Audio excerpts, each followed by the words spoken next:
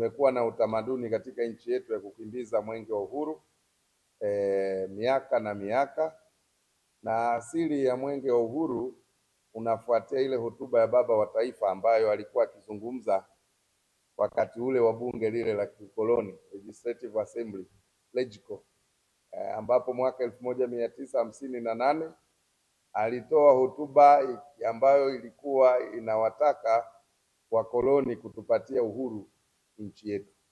Kwa hiyo mwenge unatumika sasa pia kama chombo kinachokagua miradi ya maendeleo.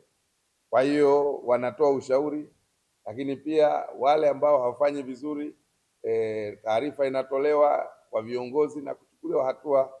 Kwa hiyo miradi ya maendeleo mara nyingi unapokuja mwenge tumeona kwamba kunakuwa na ukaguzi mkubwa na kutuletea tija. Niseme tu kwamba tutaupokea mwenge wa uhuru katika mkoa wa Mwanza tarehe 10 ya mwezi huu, tarehe 10 ya mwezi huu, na matarajio yetu ni kupokea mwenge wilayani Ukerewe kuanzia saa 12 asubuhi. Mwenge utakabidhiwa mkoa wa Mwanza ukitokea mkoa wa Mara, na sisi tutaukimbiza katika halmashauri zetu zote 8 za mkoa wa Mwanza, na matumaini yetu ni kukimbiza mwenge kwa kilomita 941 ukikagua miradi ya maendeleo, kuweka mawe ya msingi, lakini na kuzindua miradi ya maendeleo katika mkoa wa Mwanza, miradi 51 yenye thamani ya shilingi bilioni 101.9.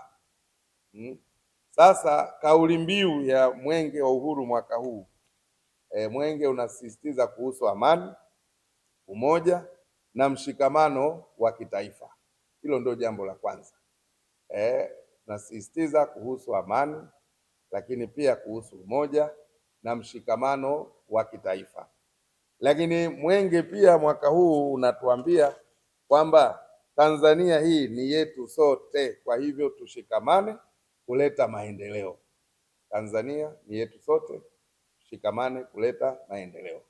Sisi ngazi ya mkoa tutakuwa kule Ukerewe, viongozi wa dini, wa makabila, wa mila, makundi mashuhuri tumewaalika, vyama vyote vya siasa tumevialika. Tutatoka navyo hapa, tutaenda navyo Ukerewe, tutaupokea mwenge pale.